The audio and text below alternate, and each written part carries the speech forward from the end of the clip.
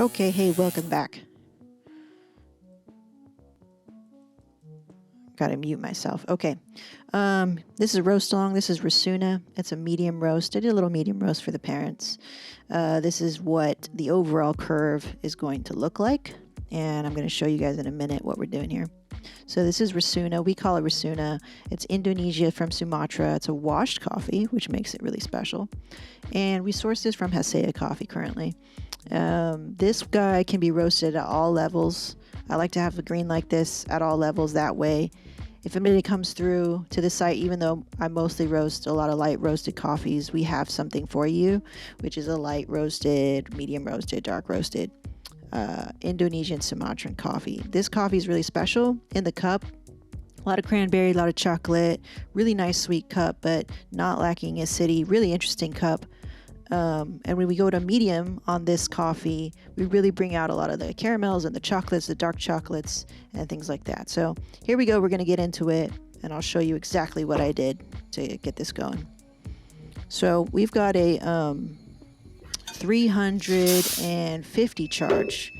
Now it's a washed coffee, but the elevation of this coffee is fairly low. And so I remember when I was first learning how to roast this coffee, I started out with 360. It was too hot. Actually tipped the coffee a lot. So we go with 350, even though we're roasting at a medium level. Now, if we're going to roast this guy dark, I have to crank up that charge temp a little bit more. Maybe go to 360 then. But for light roasts, 350 for medium, 350. That's Fahrenheit for the charge temp, and I'm pretty good with that. We're at full power now. You can see, finally I'm able to record the screen. I finally found a good free screen recorder. Shout out to the person who requested it. Kind of put a fire under me to go and do this type of content. So hopefully it helps you guys. Now, this is not a how to roast this coffee. This is how I roast it, right? So I always like to make that distinction. There's many ways to skin a cat, so to speak. So there's many ways to roast coffee. So I always like to remind people that there's room for your way, whatever your way is. This is how I do it. Okay. And basically my goal is to at least get a really nice middle phase before I get to the third. And as a roaster who's controlling the heat manually, that's probably the most challenging part, I think. And as coffee changes and as it sits there in your stock, getting older and older, that becomes more challenging. So, and now that we're roasting this guy at medium, we're trying to make the energy that I've given it in the beginning stretch out the whole way. So I will have the link to this roast. There's a link.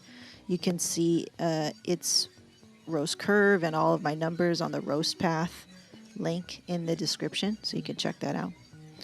But yeah, basically we've just hit turning point, and now we're waiting for dry end.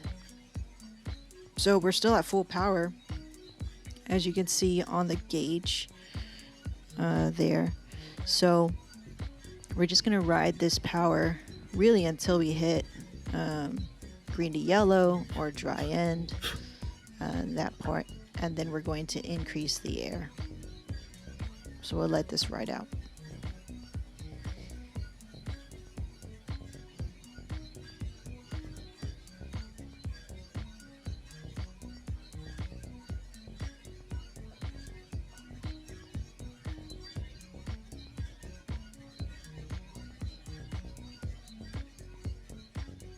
And what I'm looking at, which I can't really show on the camera, is the sight glass. So I'm looking for those green beans, those green seeds to turn yellow. And I'm looking for mostly all of them to be yellow, not a tinge of green, you know. As we're drying out the coffee now.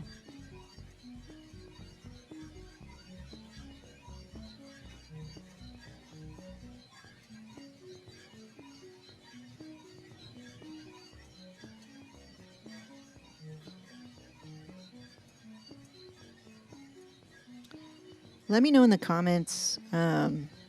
This kind of content is requested, but there's some dead time. You're seeing these roasts kind of like live, in a way.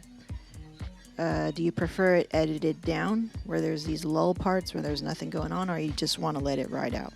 Let me know in the comments, and I can adjust that.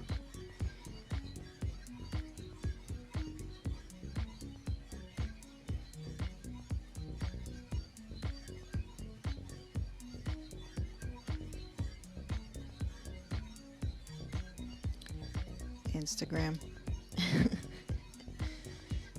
Social media, it's annoying, but necessary. So we check in for green here. We smell to confirm. And yes, we call it. So we hit it on the button, adjust the air, and then adjust the fuel. So now we're coming down to about, about 60% fuel now. So I think one of the things like I want to share making these videos, not just like showing how I do it, but maybe lessons too, is like maybe not to get too hung up about how the graph looks, I'm going to show you another one. I roasted another one that I was able to still record in this day. And when I was starting roasting, it was really difficult to pull myself away from the sort of law that we've all come to accept, which is the downward sloping, ROR curve. And generally, yeah, like I still try to do that in conjunction with, my goals for this particular roast and my particular situation. So it's not the single defining thing that signals to me whether this roast is good or not good, or subpar, or whatever it is, like, my judgment upon the roast. So it's really taking everything. It's a very holistic sort of thing. And so, as you guys are roasting and learning to roast, I really want to encourage you to not get too sucked in or kind of, too focused in on what the curves look like. That's why I want to show you in the beginning, and I talked about what this cup tastes like. This profile that I've made for this medium roast. And the general targets that I'm hitting. And I'm not like a super pro roaster, so they're just targets that I try to hit every single time. And hopefully I'm consistent. But, I'm not tasting every single bag that, right when it gets to you guys. So there is a sort of like leap of faith that happens. And hopefully it tastes, the way I want it to taste when it gets to you. That's the intention. But yeah, not to get too sucked in. I still struggle with that. It's like I look at the curve, and if it's tabling, meaning like it's like a plateauing kind of action, and I'll still find myself freaking out or slightly panicking, like, uh-oh, did I let the heat go too much? So I think the most important things for you to focus on in this video for, educational purposes is to see what I'm doing with the fuel in this middle phase. So you see how I'm making these very micro adjustments now. The fuel is just barely on 1 or 0 even. That's like 0, right? You look at the fuel, because I see it tabling a little. So I'm checking the fuel. I'm checking the flame, the height of the flame. Because you can now manipulate it where you can't see it on the gauge, but now you can see what the flame looks like. And that's a really big benefit of using a gas burner. It's just like cooking, so you can really have a lot of control over the flame if you want, And I think that's the biggest, maybe that's the biggest argument against gas burners. It's like it's too much control, right? Versus something that you just maybe hit a button here, a button there. But I like that. I like full control. I don't know.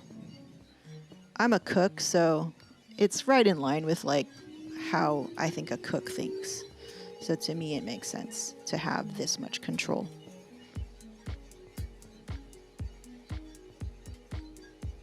So now we're waiting for, oh, we've hit first crack already. Cool. It's already marked it. And I've increased the air all the way to 100 or max air. And see how I had to come back in fuel to counter that. And I don't even care what the number is on the fuel. I'm looking at, I mean, I care slightly, but I'm looking at the ROR and seeing what its behavior is. If it's dropping very quickly, I'm increasing that heat more. And then we're going to see some wonky looking things going on with the ROR, but I calculate every 30 seconds, so that's why I think it looks kind of wonky. So, but I don't care. I'm used to it. But to you, looking on the thing, it may be like a little too much. And reason why I say that is because the standard is to calculate every 60 seconds, so every minute, right? So I'm just calculating a little bit too much, maybe, or I've set the software to do that a little too much, and that's why you'll see a lot of maybe it looks like a little bit too much juddering on the ROR curve, but I'm not worried about it because I know where I'm going to go with this roast. You know, I'm not trying to roast for a pretty curve. I'm trying to roast for a tasty cup. Yeah. So now we're seeing some wonkiness there at the tail end. But you'll see that when I'm done with the roast, like you'll see what it actually looks like. And it's not a completely accurate, I think, portrayal of what the roast actually looks like in a ROR sense. But yeah, that's why I say, like, don't get so attached to what the curve looks like. You know what you're doing. You're looking at the coffee. You're looking for the right amount of swelling or physical characteristics, the color, the smell, even, right? As you're deciding when to drop this coffee to fit your medium profile, for example, right? This is a medium profile. So I'm checking. I want to see more swelling. I drop it back. And then, okay, it's ready to go. Boom. Now we drop. And I'm also checking the box and looking at, like, okay, I'm past a certain point on development. I'm hitting a certain temperature. I'm past a certain time. Everything is checking the box for me, right? So those are the types of things I think are more important, or not more important, but are also in play when you're looking at your curves. Cool. And that was it. So here we go. Here's a look at it. This is what it looks like as a GIF. So again, that was Rasuna. That's a medium roast. You can order that on the site. Most people are ordering it light because they want to preserve that sort of cranberry tartness coupled with the chocolate, which I find is more interesting in the cup. But yeah, that's how I roast that. It's not always perfect, but I do try to hit these markers every single time.